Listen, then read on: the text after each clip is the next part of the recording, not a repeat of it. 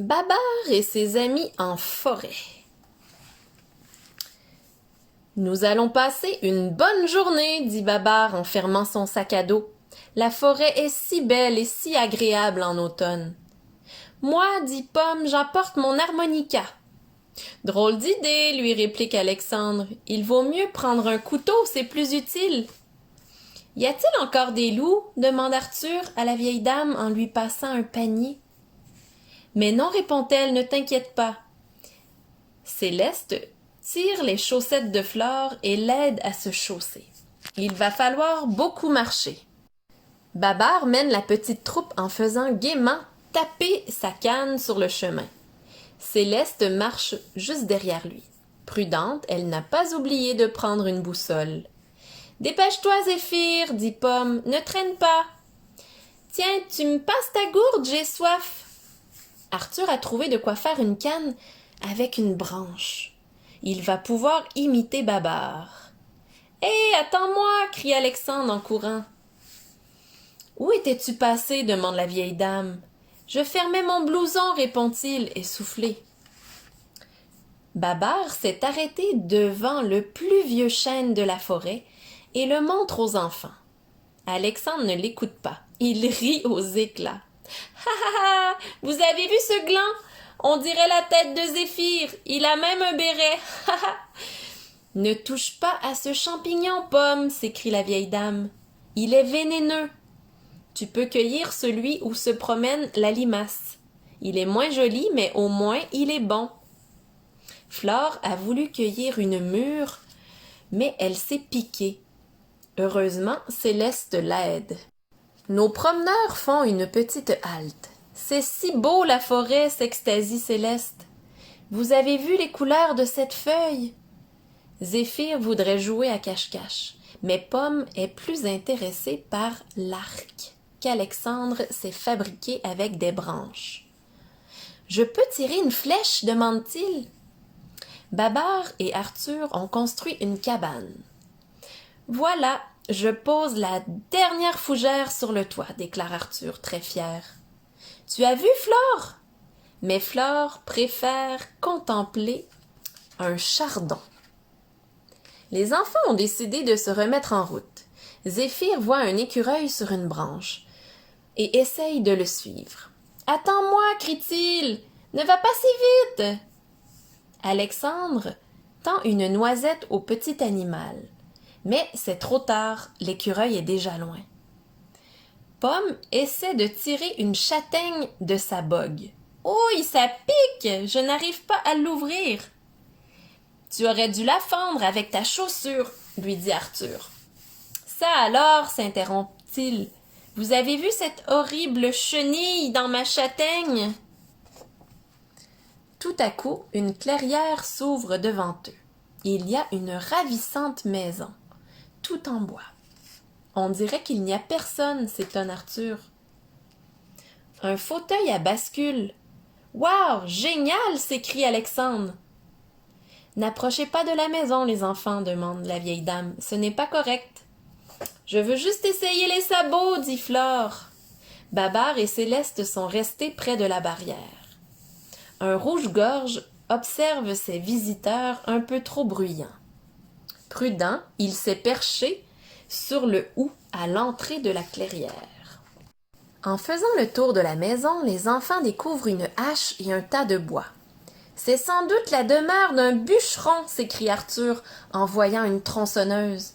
« Le rouge-gorge doit être apprivoisé » murmure Flore. « Il nous montre la pipe de son maître. »« Ah, c'est trop dur, Alexandre » dit Pomme. « On ne peut pas scier cette bûche.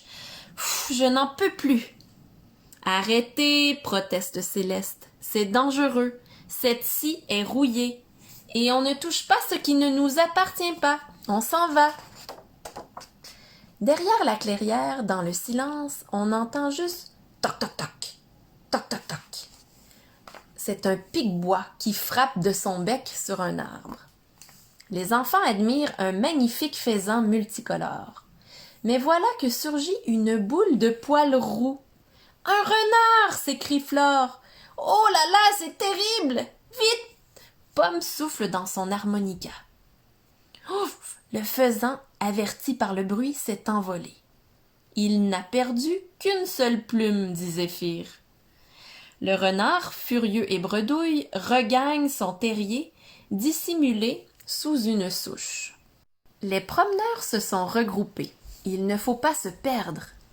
Voilà que derrière un sapin, ils découvrent cachée entre deux fourrés une biche. La vieille dame s'émerveille. « Qu'elle est jolie! Oh, quel charmant spectacle! Oh là là, l'adorable fande! Murmure Flore. Je n'ai jamais rien vu d'aussi mignon.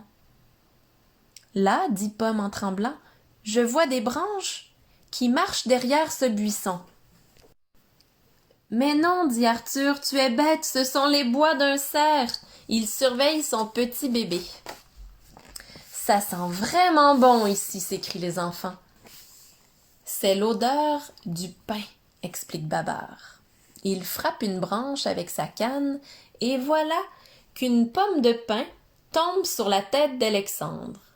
Ah, ah, ah, c'est drôle, pouffe le spectateur. Pendant ce temps, Céleste cueille de la bruyère. Maman, supplie Flore, attention au bourdon. La vieille dame a trouvé un insecte plus gentil en ramassant un pull par terre. Viens voir, Flore, j'ai découvert une broche magnifique et vivante. C'est un scarabée. En poursuivant une abeille, les enfants arrivent devant un arbre mort. Au sommet, il reste un gros bouquet de gui. Mais un grognement terrible les arrête net.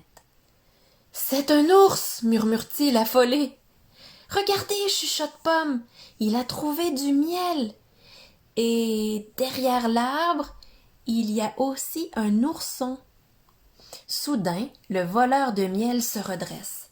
Cela a fait peur à un putois, mais surtout aux enfants. « Oh, filons vite avant qu'il ne nous voie !» s'écrie Arthur.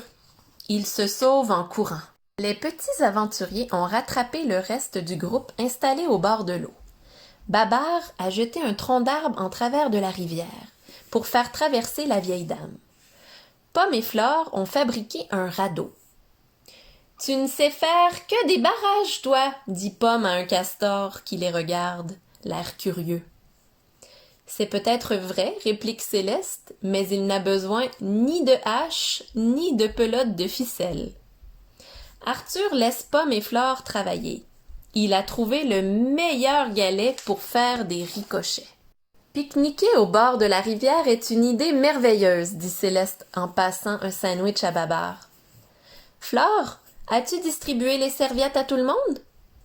Donne-moi ma tomate, s'impatiente Pomme. Zéphyr, sinon je te chatouille encore. Chut! Cette loutre va s'enfuir si on fait trop de bruit, soupire Arthur. C'est si drôle de la voir nager sur le dos avec son poisson sur le ventre. C'est l'heure du déjeuner pour tout le monde, remarque Alexandre. Regardez comment ce martin pêcheur plonge à la vitesse de l'éclair pour attraper les poissons. Pendant que Céleste, la vieille dame et Babar boivent le café, les enfants explorent le coin. Arthur découvre une empreinte dans la boue, puis une autre. Et il décide de les suivre. « Une grotte !» s'écrie Alexandre, enthousiasmé. « Oh, regardez, c'est l'ourson de tout à l'heure !» chuchote Zéphyr. « Ah, il est trop drôle en train de jouer avec son petit crapaud. »« Ce